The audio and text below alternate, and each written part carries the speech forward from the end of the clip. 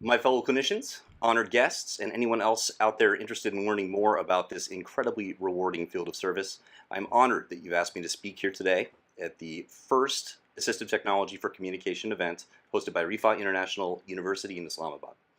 I want to express my truly sincere thanks to the Speech-Language Pathology Department and to my friend Aisha for organizing this excellent event.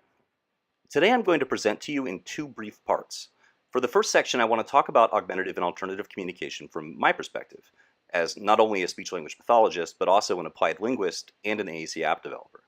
In the second section, I do want to talk about the app that I had a hand in making called Free Speech, another app made by my friends called Avaz. In this first part, though, we're just going to talk about augmentative and alternative communication. So my name is Lucas Steuber. I'm a speech-language pathologist in the upper northwest corner of the United States. I work in consulting and educational technology, and also have a background as a linguist, and I'm an AAC app developer. I own a company called Give Language there on the left that does the consulting, and Avaz there on the right, the development company I've been involved with. I do also work with a company called Staff, who is excellent to reach out to if ever you wish to work in the United States.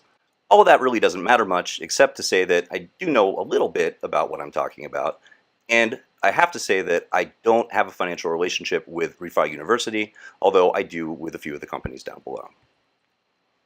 So what is AAC?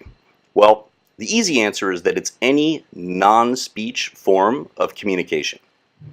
But we kind of made a long acronym for it. Augmentative and alternative communication. That's the acronym for a term that's honestly a little bit too long for a profession that prides itself on communicating things. The augmentative side would be a tool that enhances the clarity, reach, and/or comprehensibility of our communication. Good examples of that might be sign language, writing, typing, keyboarding, email, text messaging, even emojis. We tend to think about AAC as only being confined into the realm of disability. However, all of us are AAC users every single day. On the other hand, we have the alternative. So an alternative is a tool that serves as a communicative prosthetic to supplant a biological capacity that is absent, has been lost, or is otherwise compromised. Some good examples here are verbal approximations, children that can perhaps get their point across without clear speech, low-tech systems, which we'll talk about in a moment, mid-tech systems, and high-tech AAC. I do want to note, though, that these all interact together. Sign language can be an alternative rather than an augmentative form of communication. In fact, I know many children that use it that way. Writing also can be an alternative form of communication for somebody who does not speak. So it's important to know that while we do separate these two ideas out in principle, there is a great deal of overlap between the two and also a great deal of movement, with perhaps a student who would move from an alternative option up to something augmentative and ideally into a form of typical speech. So a low-tech AAC device can be really easily defined as something that does not use electricity. So this is an example of a PEX strip, picture exchange system, and then a pod board, which is a pragmatically organized form of low-tech AAC. Both of these are still very widely used in classrooms. Mid-tech devices do use electricity, but they're static, meaning that the screens don't change when they're touched, although sometimes they can be replaced with new options. Usually these type of tools will just take a battery or something like that.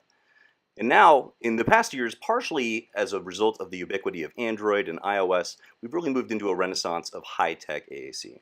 So these use electricity, they're dynamic in that when you press a button, they can go to another page, just simply within the device. And we also have incorporated other high-tech components, such as the eye gaze tracking bars on the devices on the right. It's important to know that none of these are mutually exclusive, and none of them are necessarily the wrong choice. There are plenty of students that will begin at low-tech and gradually grow up to high-tech. On the flip side, there are students who may still continue to use low-tech in places such as I live in the Northwest US, where it's constantly raining outside. So it's good to have an option to take outside that's not going to die in the rain. There's a lot more that we could talk about, like, well, the way that we organize AAC. This is a really good example of what we would call a hierarchical organization system. So that means that when you click on the folders, for example, you could get a new list of words. This is Proloquo to Go, which is one of the most popular systems in the United States and also worldwide. Another option would be a context-based system. So in this situation, you can see that photographs are used to create hotspots on the picture that provoke other vocabulary. And then finally, there's a wide variety of generative options on the market. This one is called Acorn. Some of the same ideas that informed Acorn actually informed the app Free Speech, which I helped to create, which we will discuss in the second video. So when we talked about the high-tech, the mid-tech, and the low-tech AAC, I said that none of them are necessarily not appropriate for any child. Well, when we just looked at the organizational strategies, so hierarchical, potentially generative, like the last one that we saw, or contextual or picture-based, again, there's not necessarily any perfect right solution.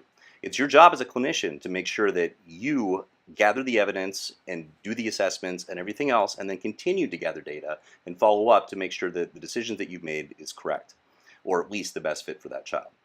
The reality is that this is not a very old field, and we have a lot more research and evidence to gather before we are really confident that we're doing everything right.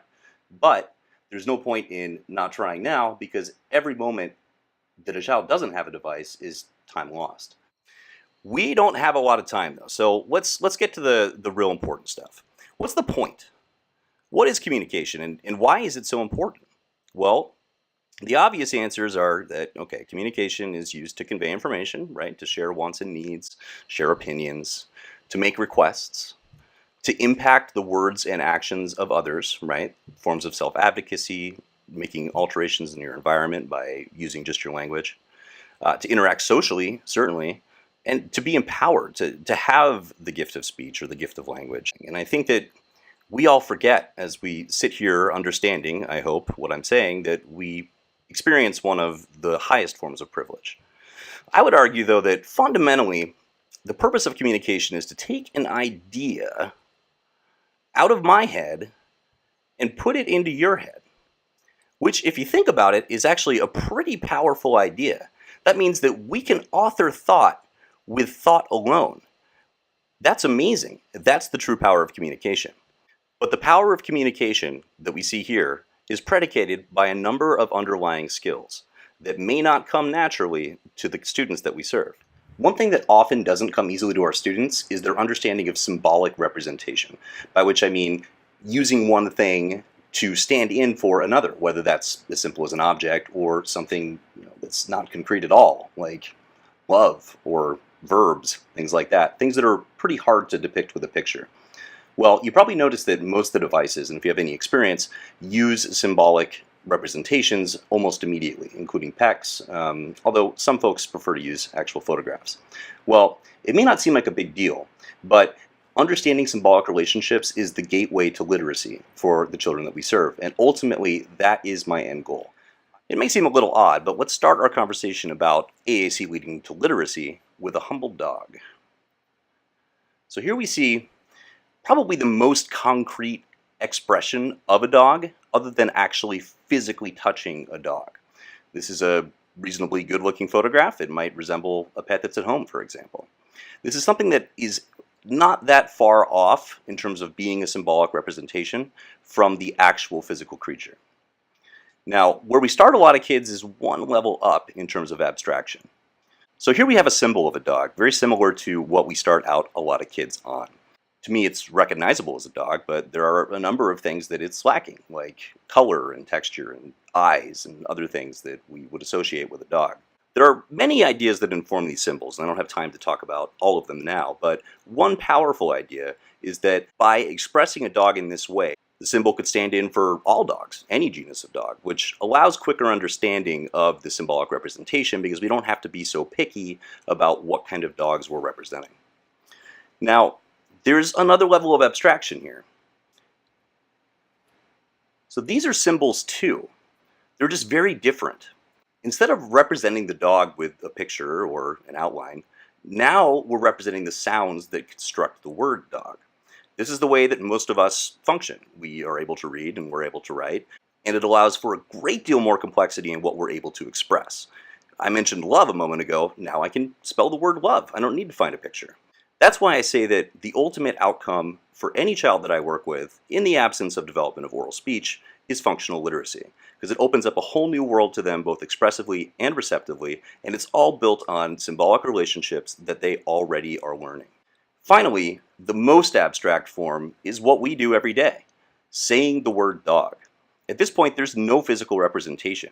What we're doing is basically taking an abstraction of an abstraction of an abstraction and then making it more abstract. I've had both parents and clinicians tell me that they don't think that a kid has any symbolic knowledge at all. Well, there's an easy way to test for that. If the child has any receptive language whatsoever, if they follow directions, for example, or answer to their name, that is symbolic knowledge. They've already got it. They have the seeds. So one of our jobs as clinicians can be to start pretty concrete, but know that they are able to grow. Always presume competence and set literacy as your goal. So that may not have been the introduction that you expected, and frankly I would have liked to have spent a bit more time talking about all the systems and theories and methodologies and all of that around the different devices and systems. However, that information is out there. In fact, I've recorded some myself that's freely available. And I think it's important to take some time to think about the why of communication, and the why of symbolic representation, and the why we do what we do. There are two key things that I've been building towards that I hope you take away from this lecture. The first one is that intervention with AAC, whether from the perspective of a parent or a teacher or a clinician, is no different from language intervention. Typically developing children aren't born with language. They struggle to gain symbolic knowledge too. There might be a slightly different trajectory or timeline, or there might be a different motor profile or vision impairments that make us have to be strategic about the way we approach instruction. But to approach the question completely differently from how we would with a typically developing child is actually a disservice to the user of AAC, because we have to presume competence and we have to presume that they can follow that developmental trajectory with more support. The second thing I'd like you to take away is that use of an AAC device is no less valid of a modality of communication as oral speech. We all text message, or at least I do. We maybe write letters, we write emails. Those are augmentative and alternative forms of communication for many people. A student using AAC isn't doing anything that you and I aren't doing. In fact, they're doing just about exactly what I would do. They're choosing the most efficient, comprehensible, and convenient modality that they have access to communicate. That's it. And it's our job and our honor as clinicians not only to support them in that, but also to ensure that they always have access to a language system robust enough to allow them to say what it is that they want to say. Well, there's a lot more that I'd like to say, including the importance of core language and how we can make systems as robust as they possibly can be, not to mention ways that we can make them accessible. But as this is a short video, let me just leave you with a few clinical tips that I like to jokingly call Steuber's laws. It's a joke because they're really not my laws. They're things that we know in field, but I have always wanted to have a law named after me, so here we are. Number one, training of a student's circle of support is the #1 predictor of growth in AAC. We know this from research. It is incredibly important that family and caregivers and teachers and everyone else know how to use the device, know how to model with it, and know how to maintain it. It's actually probably useful to think of AAC as not just the device, but also the circle of support that surrounds the student and helps them to learn how to use it. Number two, a close second predictor is the use of modeling to provide the child with an example of use of the device. As many examples as possible. Modeling is critical. The amount of language that an AAC user is exposed to in AAC form is exponentially less than a typically developing child absorbs from oral language. It's very important that we learn how to model, that we learn the whole device, and that we make sure that everyone around the student can do the same, including potentially peers. Honor every communicative act, even those you know to be false. This is a little controversial, but I've found it to be very true. If a student chooses an orange from their device, but I know they want the candy, I'm going to give them an orange at first. And, they'll clarify, or maybe we'll just have to clarify, but doing things like that reinforces the intentionality and the power of the device. Each device, and this is a big one, is child-owned and child-specific and should not be shared. Decorate it. Don't let it be some iPad like any other or one of those big bulky cases. Put string on it and flowers, paint it. Make it fully theirs. And even if they may not understand what you're saying at first, if you take it away to program it or model, you always ask permission. I don't care if they know what that means. Just start asking because it's important. That's their property. It's their voice. Finally, the only person who can ever truly be an expert about a child is the child themselves. Follow their lead, discover their interests, and make sure that their device reflects what they really want to say. We need to make sure that we're providing the child with the tools to say what they want to say, not just what we want them to say, or else, honestly, we're oppressing them. Finally, no person is defined by their abilities or their disability or any one thing.